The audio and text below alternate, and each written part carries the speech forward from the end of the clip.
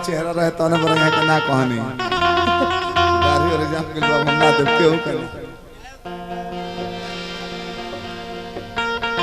गलती करने बाबा अब से को कभी उम्र नहीं के दाढ़ी जाम गई तहार उम्र बा तो तारा जौन मांगे के तो मांगते नहीं खो ओ बका ओहो बेंजू वाला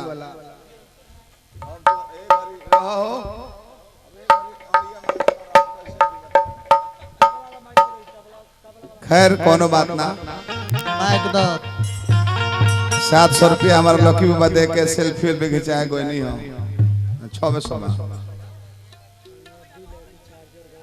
बीजू अब दूसरा गाना फरमाइश मत करी हमार गाना लकी बाबा के नाम पर पुरस्कार में बंजू बंजू जन कोने है तो अभिषेक जी से गवा दिए बाबा से ऐसे कि यहाँ के दूसरा तीसरा राउंड में आवाज रहेला बढ़िया गीत गावेला हाई रीड के जन गीत बता अभिषेक बा से गवाल जाए तब का ऊंचा रीड वाला हम गए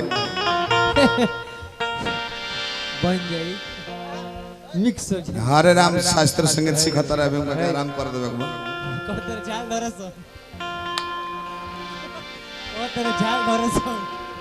कोनो बात ना रहे आराम करो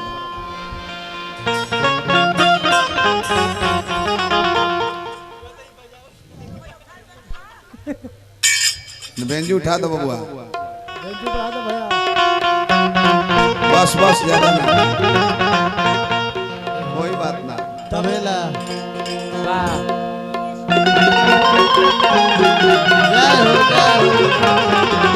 तो कहूं ना आइल हो ना नचनिया गिर के बेहोश हो गरली हां लोग उठावल के रे बेहोश काहे हो गई काहे तो पता चलो हां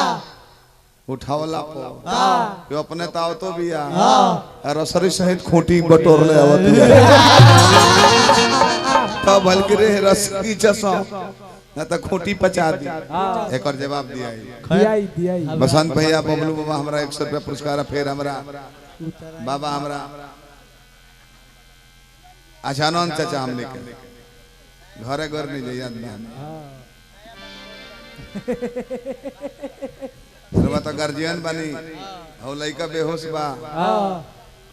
ठेकोई तो कहता अब तो ठेकोईता सुध कर बड़े बबुआ ठेकोईता से मत कहियो ना जैसे कि वो अहिर हमें बहुत लंबा चौड़ा व्यवस्था बन कर बड़की हाथ हो हमरा के निहाल कहियो तार गार्जियन है हमार चली ओकरा से मत कहियो लमहर हाथ बा 8 जिला के हिजड़ा ओकरा से हैरान रहेला एक बार पूर्णिया जिला ले हां ओकर मोबाइल चेक करबा त 150 हिजड़न के नंबर बा पूर्णिया जिला ले लमहर हाथ केहू ऐसा ना होई एगो में तू बड़ जेकरा के बिगड़ लगा के होटल में कोई को पलंग डिस्टर्ब हो गइल बा वाह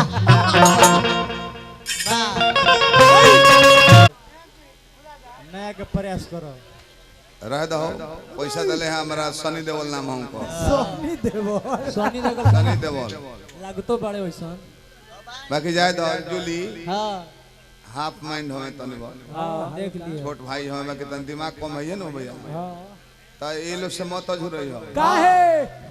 ये अकड़ से मत अझुरई हो हां पूछो का है काहे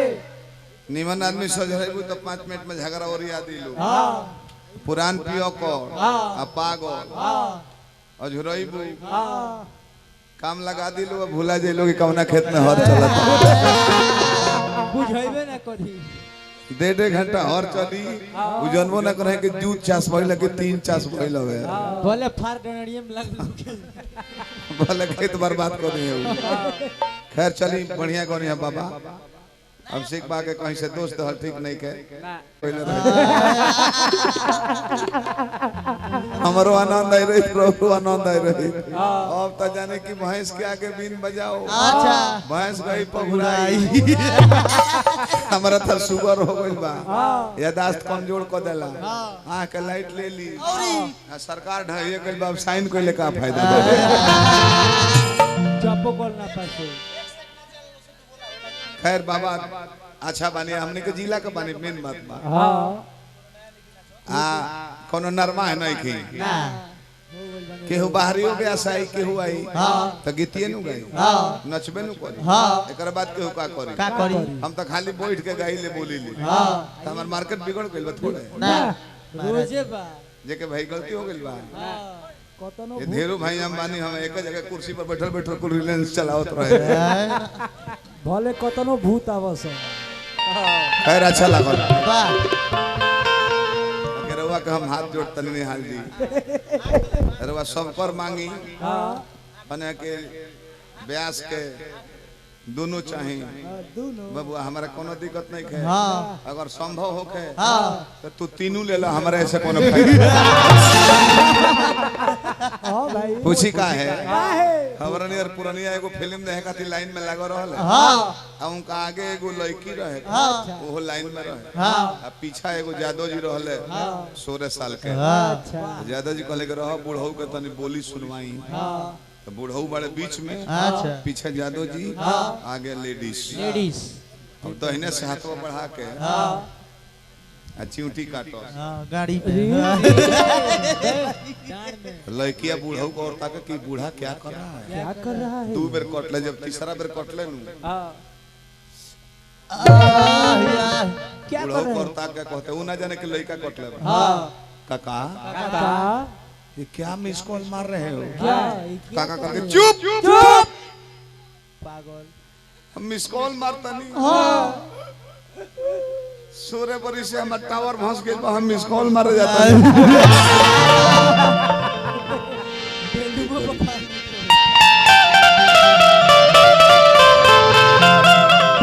मोलान कर तन भर मोलान कर टोन हित उ बेंजू वाला फिर बजावे मत चल तब का ऐसा ना भाई अब तो हमरा बड़ भाइयों के यहाँ के कहत नहीं जे कादू रे ससुरारी राजू बाबा चल गए रहनी हां 3 पीस जूता मोजा पहिन के ना जी हम ससुरारी के बात थोड़ी कहब ना ससुरारी के बात ना कहब ना हमार अति प्रिय भौजाई हमार कुसुम भौजी है आंटी जी हाले हम ढेर दिन के बात ना कहिले हम हाले 4 दिन पहले गोपालगंज हम स्टेशन पर गईनी स्टेशन के बगलवा में घर बा भौजाई एगो छाता लेके आ वो छाता टूटा आधा भेजो तरी या जा तरी मार्केट में एगो मोची के दुकान पर बेचारी चली गई कहली जे सुनी है छाता बनावे के बा कगो रुपया लागी कसहू बना दी कैसे कि धूप से तो ना लेकिन बारिश से तबीयत खराब हो जाता है मोची वाला भाई छाता वाले आ कहले जे बसंत भैया ई छाता एंगा बनी ना ब्यास जी कर मेहरारू है नु तब पहले कपड़ा उतारे के पड़ी आ नीचे से डंटा लगावे के पड़ी भौजाई कहली कि सुनो तू कपड़ा उतारो चाहे डंटा लगावो लेकिन पानी भीतर गिरे के ना चाहिए धीरे धीरे धीरे धीरे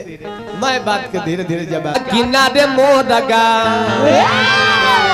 एक नर नर यही लाइन के सहारे एक लाइन से आ जाइए एक से आ जाइए एक से आ जाइए अरे तब भज राम सीता अरे रामायण गीता पढ़ के अरे तब भज राम सीता रामायण गीता पढ़ के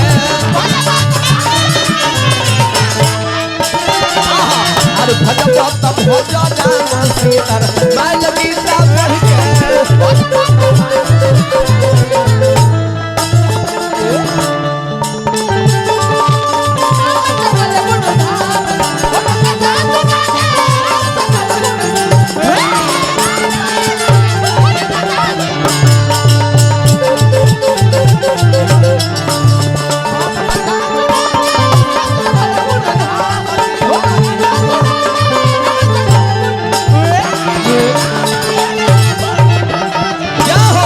कहत ने जे काज न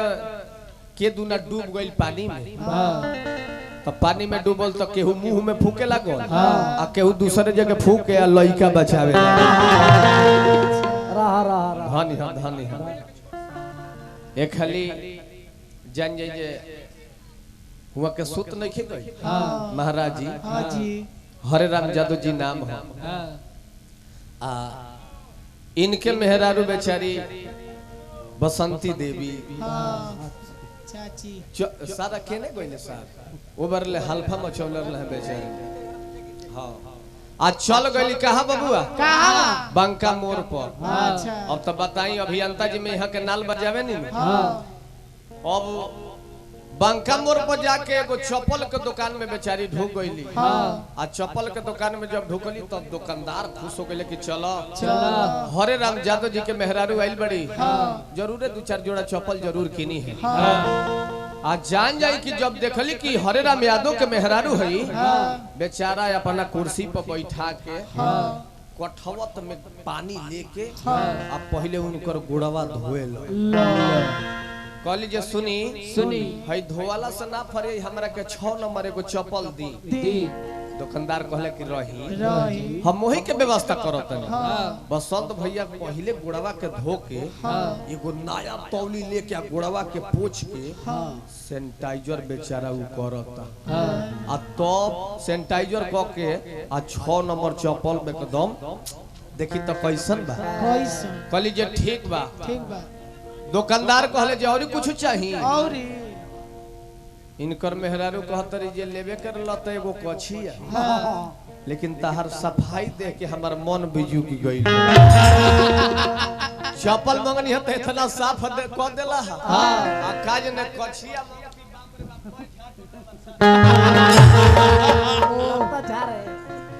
हां दे बाबा तब तालीम आ जाई आ शहर में चल जाई प्रसंग अरविंद भैया के बहुत बड़ा अच्छा लागल कौन ची राउर कथा प्रसंग भगवान राम के जन्म उत्सव आज छठिया रहा तो हम भजन तो इतना देर तक भइबे कइल हन अब डायरेक्ट हम अब अपना रूप में हम चलतनी गलती ना कैसे कि इतना समय हो गइल बा अब पहले लोग बसंत भैया 8-8 बजे ले दुगोला लोग आवत रहला अब तो दू ता लोग दुगोला गावत तले डिप्टी के टाइम हो जाता है चलो हो बबलू भैया की यहाँ भी काम बावे ना जी मैं कारीगर यही जे चली आइल बड़े सवेरे कोई जगह ईटा पहुंचावे के बा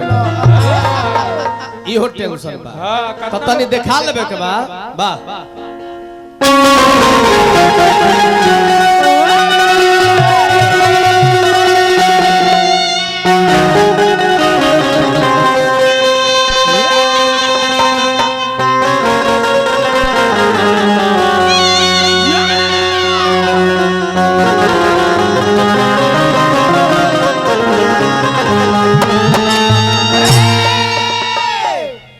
धरनी में ध्यान तब तीरथ अनेक करो